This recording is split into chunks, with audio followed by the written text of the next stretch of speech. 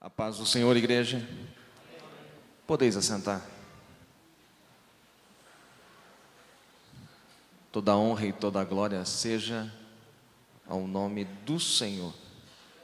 Por bondade, abra sua Bíblia no livro dos Juízes, capítulo de número 6, versículos 11 ao 15. Que Deus venha nos dar a sua palavra nesta noite, assim como já tem dado desde o começo deste culto. A presença do Senhor, ela é real aqui, através dos louvores, através da rápida palavra que já foi ministrada. Deus se faz presente nesse lugar, e eu creio que nesse momento Deus vai nos exortar, consolar através da sua palavra. Diz assim a palavra de Deus: então o anjo do Senhor veio e assentou-se debaixo do carvalho que está em Ofra, que pertencia a Joás, a Biesrita. E Gideão, seu filho, estava malhando trigo no lagar para o salvar dos midianitas. Então o anjo do Senhor lhe apareceu. Ele disse: o Senhor é contigo, varão valoroso. Mas Gideão lhe respondeu: ai, Senhor meu, se o Senhor é conosco, por que tudo isto nos sobreveio? E que é feito de todas as suas maravilhas que nossos pais nos contaram, dizendo: não nos fez o Senhor subir do Egito? Porém, agora o Senhor nos desamparou e nos deu na mão dos midianitas. Então o Senhor olhou para ele e disse: vai nesta tua força e livrarás a Israel da mão dos midianitas. Porventura não te enviei eu? E ele lhe disse: ai, Senhor meu, com que livrarei a Israel? Eis que a minha família é a mais pobre. Eis que a minha família é a mais pobre em Manassés, e eu o menor na casa de meu pai. Quem pode glorificar a Deus pela palavra lida? Ronaldo, se puder me ajudar durante a pregação. É normal que quando nós ouvimos um texto muito conhecido como esse, a gente já tem alguns preconceitos, porque já ouvimos inúmeras mensagens a respeito de Gideão. Então é normal que a gente pense: essa palavra aí eu já conheço, mas eu quero contar com a sua atenção nesses minutos, porque eu creio que a palavra de Deus, ela é sempre nova. A palavra de Deus, ela não é como um jornal, como uma revista que tem data. A palavra é atual. Esta palavra aqui, ela é para hoje. Eu creio nisso.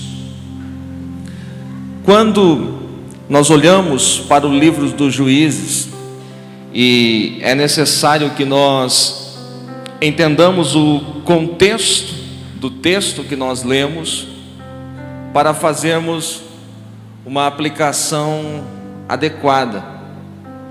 O livro dos Juízes, ele retrata um período de cerca de 350 anos. Este período, ele se inicia com a morte de Josué e vai até os dias do profeta Samuel. Nesse tempo, o livro nos relata que não havia rei em Israel, e cada um fazia o que bem parecia aos seus olhos. É muito fácil de retratar o que acontecia nos dias dos juízes. O povo se apostatava, o povo se desviava da presença do Senhor, desobedecia. O Senhor entregava o povo nas mãos dos filisteus, amalequitas, amonitas, moabitas. O povo então clamava ao Senhor, o Senhor levantava libertador, libertava o povo ficava um pequeno tempo servindo ao Senhor, mas logo caía no mesmo erro, de maneira tal que este ciclo sempre se repetia. O povo clamava, Deus enviava libertador, o povo se apostatava, Deus os entregava nas mãos dos seus inimigos. Portanto, o período englobado no livro dos Juízes é um período de instabilidade moral, política e religiosa. Não havia rei, não havia uma liderança estabelecida sobre o povo, e cada um fazia somente o que parecia bem aos seus olhos, de tal maneira que sempre estavam se afastando dos caminhos que o Senhor estabeleceu. No capítulo 6, que é o texto que nós lemos agora, o povo estava debaixo de uma servidão, estava sendo escravo dos midianitas. E preste atenção, que não foram os midianitas que estavam tentando roubar as terras, roubar as colheitas dos filhos de Israel. Não, capítulo 6, versículo 1 diz que o Senhor entregou o seu povo na mão dos midianitas. Foi o Senhor que entregou o povo na mão dos midianitas. E por 7 anos o povo de Deus esteve escravo dos midianitas. Acontecia o seguinte: o povo semeava na terra, plantava, Deus mandava a chuva, a temporã, a serôdia, a terra produzia, eles colhiam, e então vinham os midianitas e roubavam tudo o que eles tinham plantado. Da mesma maneira com os seus animais, o povo criava o seu gado, ovelhas, seus rebanhos, e os midianitas vinham e levavam tudo embora, de maneira que houve uma tremenda escassez de alimentos em Israel nesse tempo, e o povo quase não consegue chegar ao final do período deste ciclo de 7 anos. Então eles clamam. Pare para pensar em alguma coisa aqui, ainda nesta introdução. Muitas provações que acontecem em nossas famílias, em nossa igreja, nós atribuímos ao inimigo, porque o inimigo ele se levantou, o inimigo está furioso. Mas note que há coisas que acontecem que é o próprio Senhor. O texto está dizendo, capítulo 6, versículo 1, que foi o Senhor que permitiu que o povo fosse entregue na mão dos midianitas. E então abre-se uma ferida, mais do que aquilo que era roubado deles, começou a haver uma ferida, um sentimento na alma, porque eles produziam, eles se empenhavam em fazer, mas não usufruíam daquilo que tinham feito. Agora, por que lhes doíam? Porque os midianitas não eram inimigos como os filisteus, não eram povos estranhos como os amorreus. Pelo contrário, os midianitas eram seus próprios irmãos. Olha que interessante, quando Abraão perde a sua esposa Sara, lá no livro de Gênesis, logo em seguida, no capítulo 25, nós vemos que Abraão vai casar-se novamente, e ele casa com uma mulher chamada Quetura. Com Quetura, Abraão vai ter 5 filhos, e um destes 5 filhos se chamava Midian. Midian vai ser o pai dos midianitas. Então nós estamos falando aqui de povos irmãos. Nós não estamos falando de um inimigo que estava externo. Não, nós estamos falando de um inimigo interno. Midianitas, descendência de Abraão. O que quero dizer com isso? Que muitas dificuldades que nós temos são de pessoas que deveriam lutar conosco, mas estão lutando contra nós. As maiores dificuldades que nós temos, e que às vezes se reflete na igreja, são dificuldades dentro da sua própria família. de pessoas que não se entendem, de pessoas que deveriam lhe ajudar, lhe dar uma força, lutar com você, mas pelo contrário, estão dividindo, estão roubando muitas vezes a paz. Midianitas e israelitas tinham o mesmo pai, Abraão, mas agora eles estão numa situação de guerra. Mas eu quero nesta noite trazer uma palavra de ânimo e de conforto. Não importa qual seja a guerra que você esteja vivendo, eu não sei qual é a sua guerra, eu sei que Deus pode entrar com providência, e hoje pode ser uma noite que vai marcar o fim desta guerra. Onde havia ódio, onde havia rancor, vai começar a haver paz, vai haver alegria, vai haver felicidade, vai haver bonança. Aleluia, glória a Deus. O que mais doía no povo era saber que os midianitas eram seus irmãos, e todo ano, depois da colheita, eles vinham e saqueavam todos os seus celeiros, de maneira que o povo não tinha como se sustentar, não tinha como se manter. Mas Deus vai entrar com providência nesse tempo. Olha só o motivo pelo qual o povo chegou a esta situação. Diz o texto do capítulo 6, que o povo clamou, e quando o povo clamou, o Senhor ouviu, e o Senhor enviou um profeta, que trouxe uma palavra sobre o povo, que disse: do Egito eu vos fiz subir, e vos tirei da servidão, da escravidão, vos livrei das mãos de Faraó, rei do Egito, e da mão de todos que vos oprimiam. Eu vos disse: eu sou o Senhor vosso Deus, não temais aos deuses dos amorreus, em cuja terra habitais. Mas não destes ouvidos à minha voz, não destes ouvidos à minha voz. Sabe o que fez o povo ser escravo dos midianitas? Tapar os seus ouvidos para a voz do Senhor. E eu quero dizer algo aqui esta noite, como mensageiro de Deus. Deus tem falado conosco, Deus tem falado comigo, tem falado com a igreja, Deus tem falado nas mensagens que eu tenho ouvido aqui neste lugar. Deus falou muito na nossa escola bíblica. Deus está sempre falando, a voz dele está sempre ecoando, e nós precisamos abrir os nossos ouvidos e atender a voz do Senhor e fazer a sua vontade. Aleluia, glória a Deus. E é nesse tempo que Deus vai levantar um libertador. Interessante que libertadores sempre são homens improváveis, são pessoas que você nem imaginava. Talvez, se eu perguntasse lá naqueles dias, quem você acha que vai nos libertar das mãos dos midianitas? Alguém poderia sugerir algum homem corajoso, algum homem importante daquela época?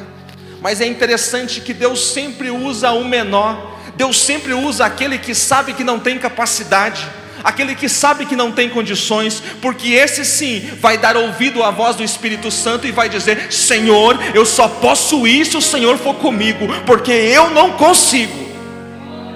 É esses homens que o Senhor está procurando. Libertadores são sempre homens improváveis. Quando Deus queria levantar um libertador, normalmente Ele fazia com que a estéril tivesse filhos, para que Ele pudesse levantar um novo libertador. Aleluia. O texto que nós lemos, versículo de número 11, se você estiver com a sua Bíblia aberta, pode me acompanhar. Diz: então o anjo do Senhor veio. Note que aqui é uma referência, é uma teofania, o próprio Senhor Jesus Cristo aparecendo aqui em forma angelical. O anjo do Senhor veio. Não foi um querubim, um serafim, foi o próprio Senhor que veio em forma angelical. E o texto nos diz que ele assentou-se debaixo de um carvalho. Para quem não sabe, um carvalho, uma árvore gigantesca, centenária. Normalmente os homens armavam as suas tendas debaixo de carvalho. Se alguém estivesse caminhando em meio à floresta, em meio ao sol causticante, quando ele encontrasse um carvalho, ali seria o lugar ideal para ele descansar. Abraão sempre armava as suas tendas debaixo dos carvalhais, a Bíblia diz. o carvalho era um local ideal para descanso. Mas veja que quando eu li esse texto pela primeira vez, eu fiquei pensando: qualquer homem que chegasse debaixo de um carvalho seria convidado a sentar-se, a descansar. Mas eu estou falando aqui, a Bíblia está falando aqui do anjo do Senhor. Nós sabemos que anjo não tem corpo físico, anjo não é matéria, anjo não se cansa. E então eu fiquei me perguntando por que é que o anjo do Senhor veio e assentou-se debaixo do carvalho. Por que ele não foi direto a Gideão e não lhe disse a palavra, mas ele assentou-se? O ato do anjo sentar-se aqui era uma palavra profética para dizer para Israel que estava chegando um novo tempo, um tempo de descanso, um tempo de refrigério, um tempo de bonança. E esta é a palavra que o Senhor traz aqui para a igreja. Não importa o que você está passando, a situação que te aflige, não importa quão ferrenho tem sido os seus inimigos, o Senhor está trazendo um novo tempo. O Senhor está trazendo um tempo de descanso, de refrigério, de bonança. A história vai mudar, os midianitas não vão triunfar, a vitória será sua. Aleluia, aleluia. Ele vem, senta-se debaixo do carvalho, e em seguida ele vai falar com Gideão. Diz a Bíblia no versículo 11 ainda, que Gideão, seu filho, estava malhando trigo no lagar. E isto chama a atenção de qualquer leitor da Bíblia, porque todos sabem que lagar não é o lugar ideal para se malhar trigo. O lugar para se malhar trigo é na eira. Porém a eira ficava num local elevado, e se Gideão fosse ali, ele seria avistado de longe pelos midianitas. A eira sempre era preparada num local elevado, de tal maneira que o vento batia forte, e então quem malhava o trigo tinha a ajuda do vento que carregava as palhas. Mas Gideão não poderia ir para a eira para salvar o trigo das mãos dos midianitas. Então ele vai onde? Ele vai improvisar, e ele vai malhar trigo no lagar. O lagar era o local ideal para se pisar as uvas. Era ali que era extraído o vinho, e ali estava Gideão. E eu aprendo uma lição importante aqui. Quando o povo de Deus ele perde o seu propósito, primeira coisa que acontece, ele começa a perder a posição que Deus estabeleceu. Quando Deus te chamou, quando Deus te comissionou, Ele te deu uma posição. Mas se você não cuidar disso, não obedecer à voz de Deus, você vai acabar perdendo a posição que Deus te estabeleceu. E nós acabamos encontrando aqui um homem de Deus na posição errada. Não é no lagar que se malha trigo, é na eira, mas ele precisa estar no lagar por força da situação. Primeira coisa que perdemos quando não ouvimos a voz de Deus é a posição que Deus te colocou. Ei, nesta noite, qual é a posição que Deus te colocou? Você ainda lembra de quando o Senhor te batizou com o Espírito Santo? Você lembra quando você ouviu a voz do Senhor e as lágrimas rolaram do seu rosto? Você lembra quando Deus te chamou para um ministério? Você lembra? Porque o tempo é o nosso maior inimigo. O tempo é o maior inimigo de um relacionamento. Porque se o relacionamento não for cultivado, ele morre com o tempo. E quando nós recebemos a voz de Deus nos comissionando, o Espírito Santo sobre nós, as lágrimas vindo, nós dizemos: eu vou fazer isso, é isso que vai acontecer comigo, eu sei que Deus tem uma obra através de mim.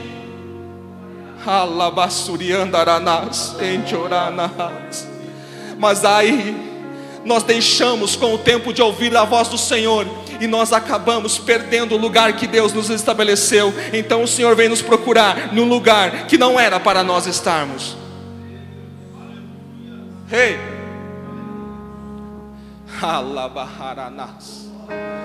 o Senhor vai te colocar de volta no lugar onde Ele te chamou. o Senhor vai te colocar. Se é trigo, é na eira. Se é vinho, é no lagar. O Senhor vai ajeitar. O Senhor vai colocar no lugar certo.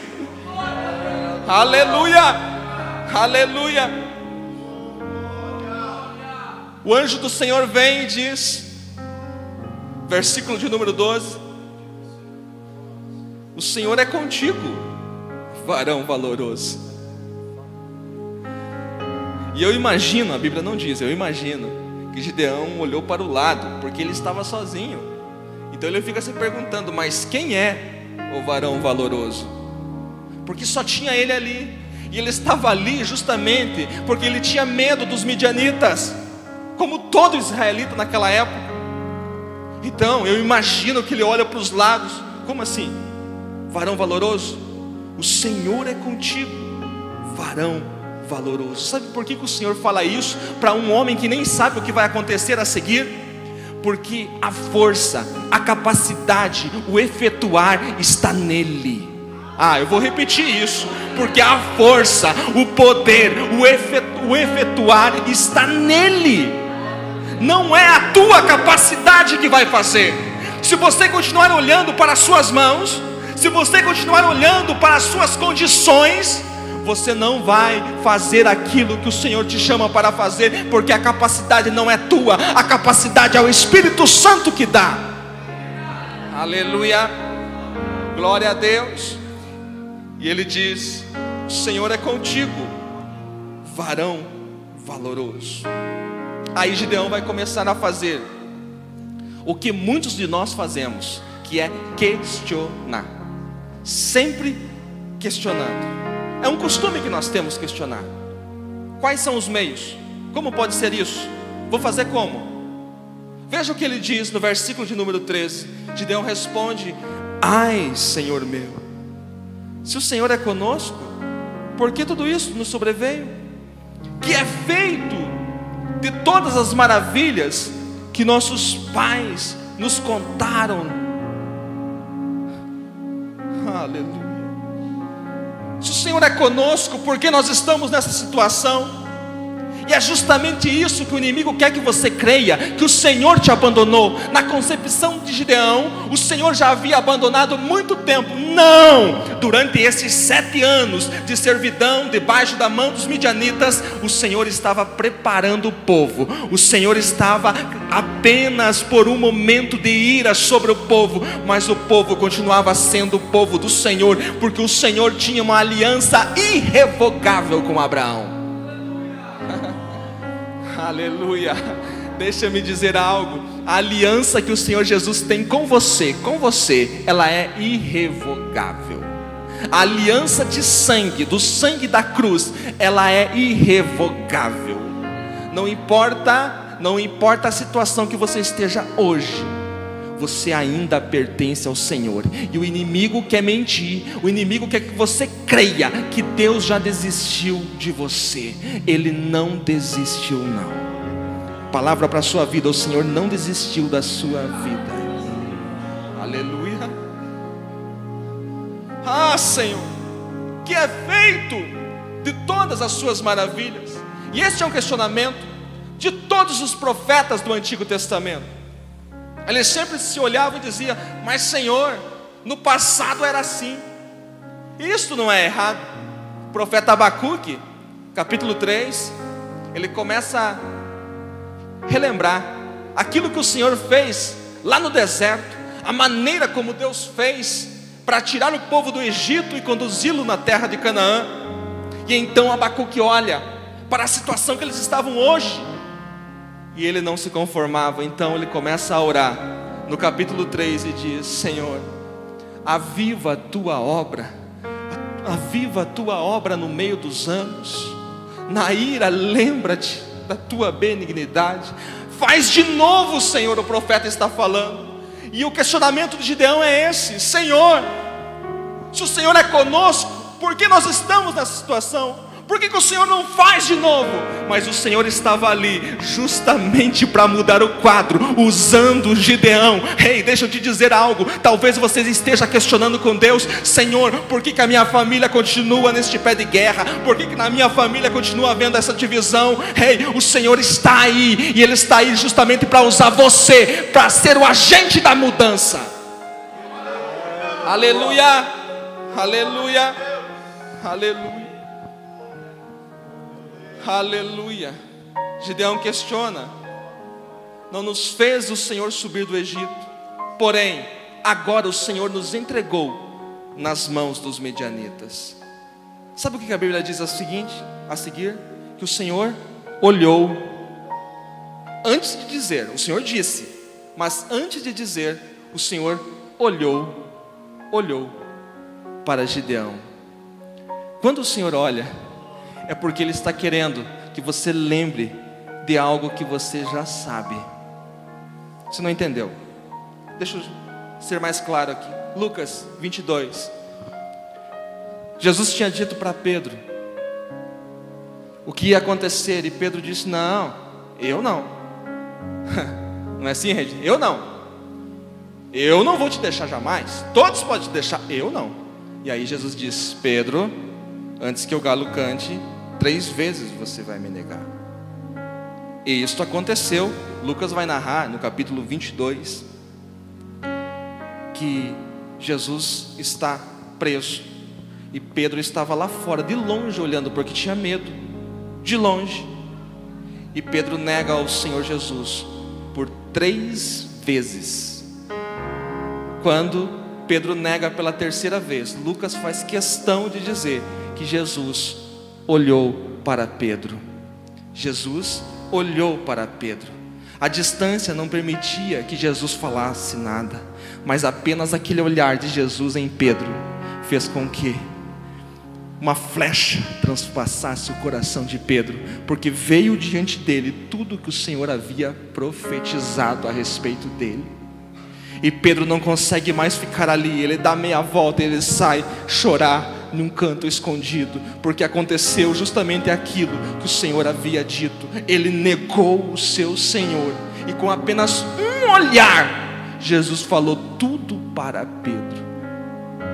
Quando o Senhor olha para Gideão, quando o anjo do Senhor olha aqui, Ele está dizendo: ei, Gideão, eu sou teu Deus.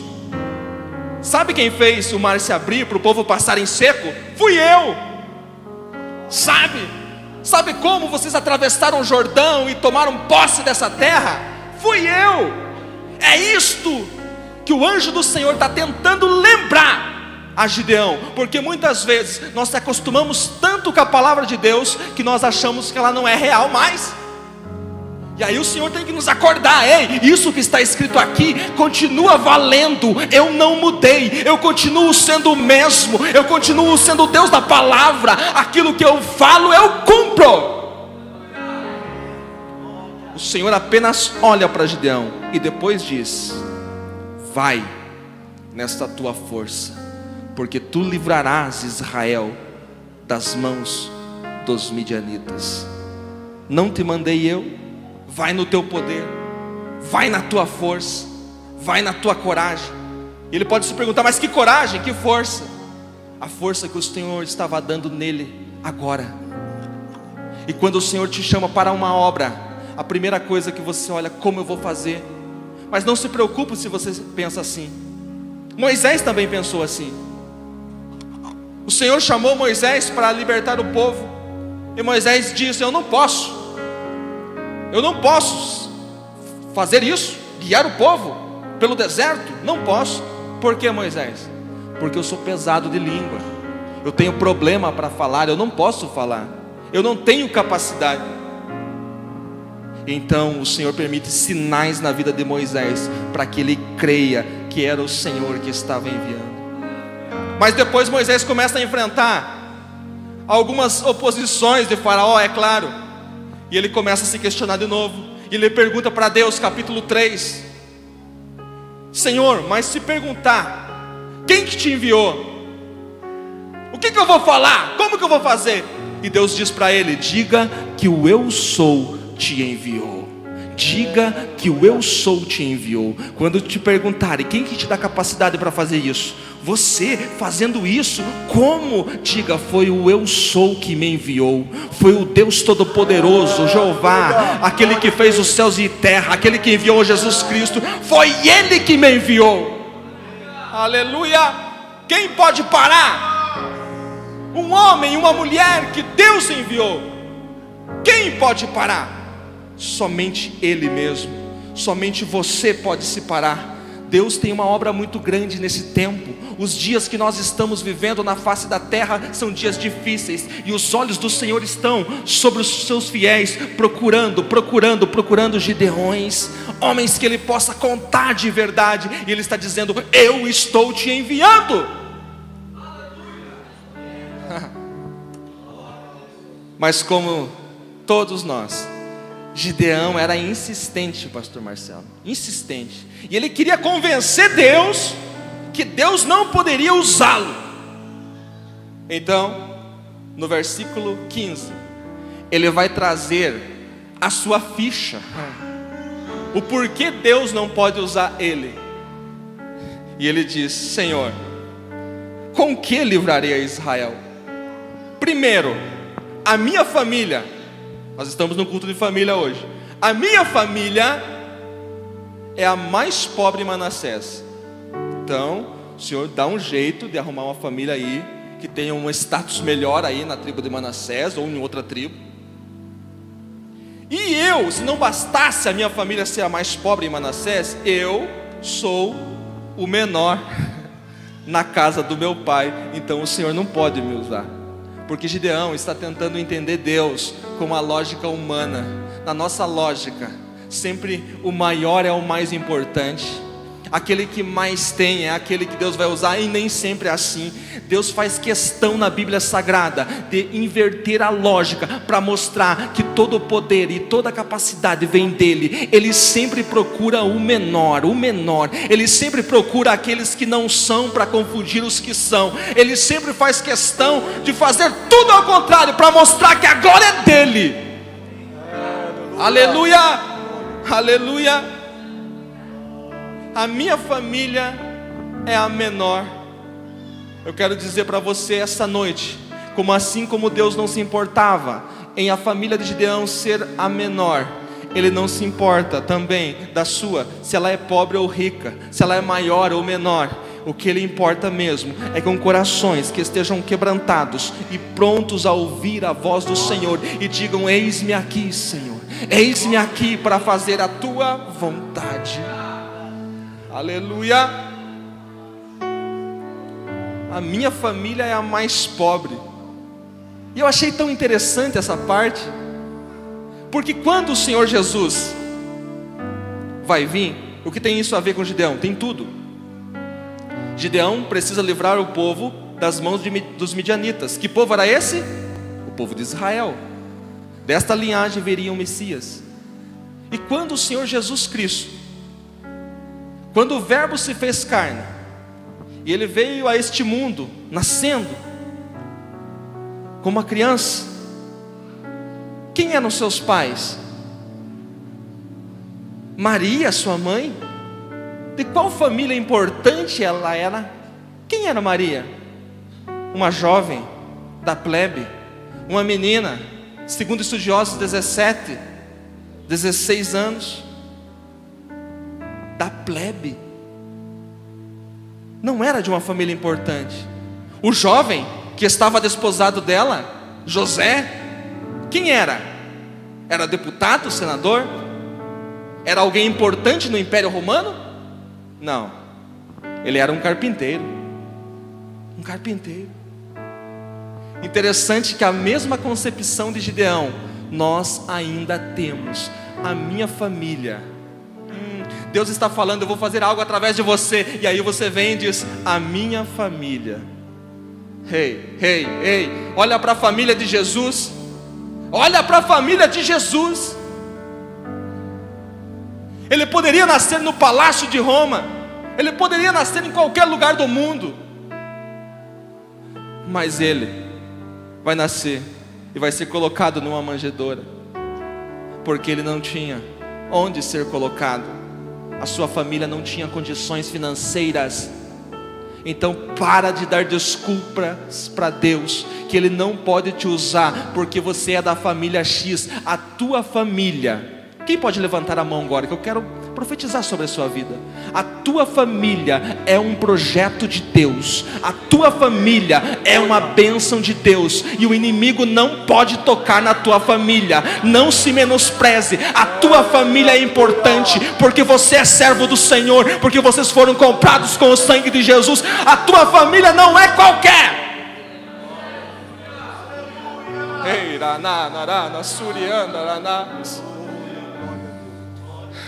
Mas ele diz mais: eu sou o menor da minha família. Só para saber, para encerrar a conversa mesmo, eu sou o menor. Deus sempre usa um menor. Eu fico me lembrando de Davi, que também era o menor da sua casa. Eu fico lembrando de Samuel, esperando para ungir o rei na casa de Jessé. Passam todos os seus filhos, homens grandes, fortes, valentes, guerreiros. Acabam-se os jovens.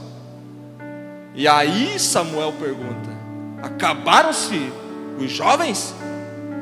Aí Jessé diz: tem um menor. Tem um menor, mas esse está lá no campo, ele apacenta ovelhas, o menor.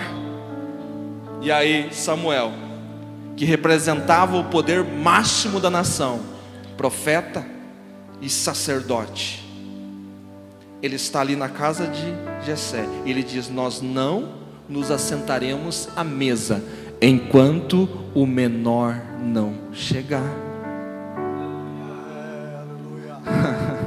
As pessoas que Deus usa são justamente as pessoas que sabem que não têm capacidade. Porque essas pessoas, elas vão chegar diante de Deus e dizer: Senhor, a dependência é completa e total da Tua presença. Eu dependo totalmente do Teu Espírito Santo. Eu dependo totalmente da Tua graça. Eu não sou capaz. Se você tem pensado às vezes que você não é bom o bastante, que você é pequeno, esta palavra é justamente para você. Você não sabe a arma que você pode se tornar nas mãos do Senhor. Se você se colocar na presença dEle e se deixar ser usado, você será um instrumento de libertação nesse tempo onde muitas pessoas estão indo para o inferno. Aleluia, aleluia. O apóstolo Paulo diz na sua carta que Deus usa, capítulo 1 de 1 Coríntios, Deus usa as coisas desprezíveis, Deus usa as coisas tolas para confundir as sábias. Deus faz isso para mostrar que o poder é dele. O que falta nós reconhecermos que toda a capacidade, todo dom vem dele. Aleluia. Fique de pé nesse momento.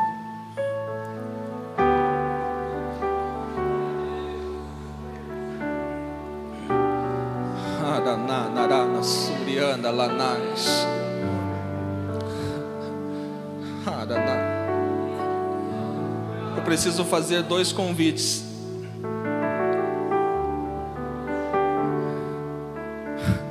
Eu vou inverter a ordem. Eu sinto de inverter a ordem dos convites. O primeiro convite que eu vou fazer aqui é para os gideões que estão entre nós.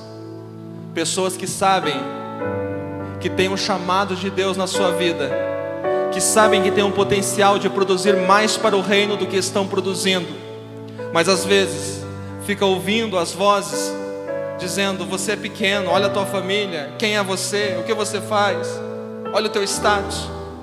Eu quero orar por você agora, aqui na frente. Você que a palavra de Deus tocou nesse momento, eu quero orar por você.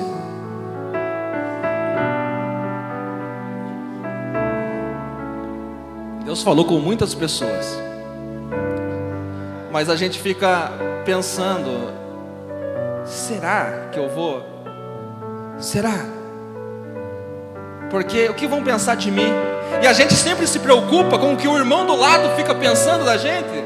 Meu Deus, como você vai livrar? Como você vai ser um libertador? O Senhor falou com muitas vidas aqui essa noite.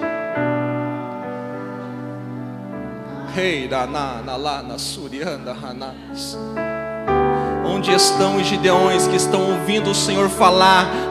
O Senhor é contigo, varão valoroso. Gideão não era obreiro da Assembleia de Deus, não. Porque a gente fica pensando que essas coisas grandiosas é para os pastores, para os evangelistas. Não, Gideão não era nada disso. Gideão era apenas um jovem que estava lá no lagar, malhando o seu trigo, cheio de questionamentos, assim como você.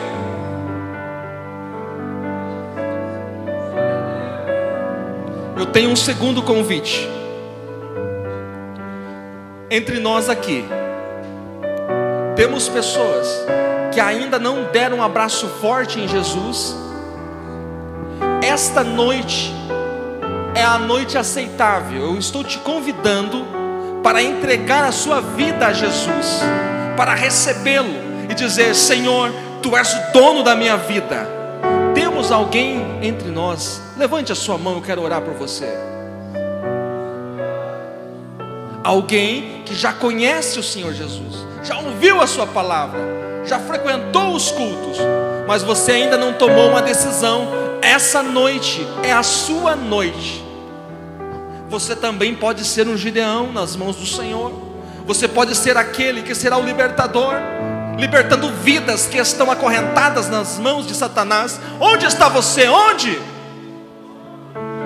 Esta noite a porta da graça, ela está aberta, escancarada. O preço já foi pago. É noite da salvação. Temos alguém? Eu preciso orar.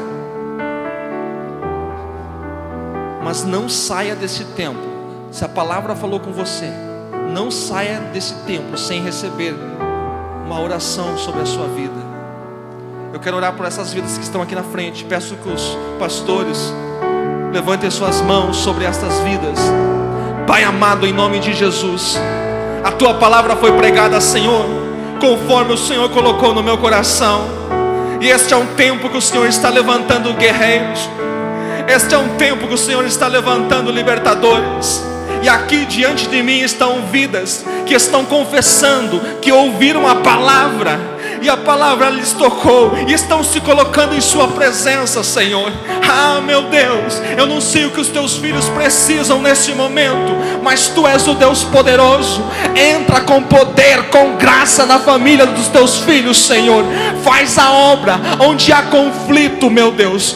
Que esses conflitos sejam desfeitos. Onde porventura Satanás tem levantado barreiras, tem afrontado, que caia por terra toda a obra do mal, em nome de Jesus. Toda a obra do mal seja desfeita, e as famílias dos teus filhos estejam cobertas com o sangue de Jesus, e eles estejam cheios do Espírito Santo, aptos, prontos para cumprir a Tua voz nessa etapa final, Senhor.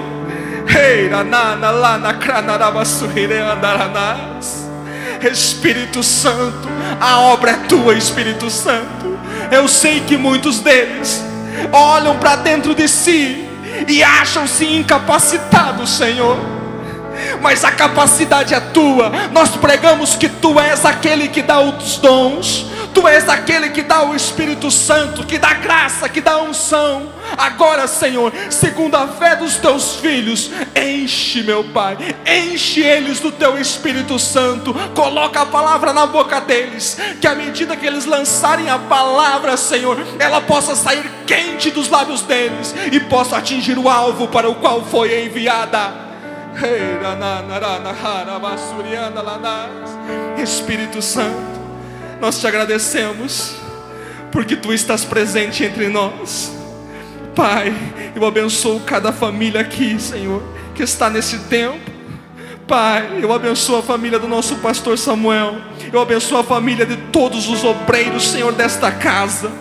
Muitas vezes nós encontramos certas dificuldades, mas maior é o Senhor, maior é aquele que está conosco, e nada vai nos parar. Senhor, nós pertencemos a Ti, e nós confiamos no Teu poder, e na tua graça.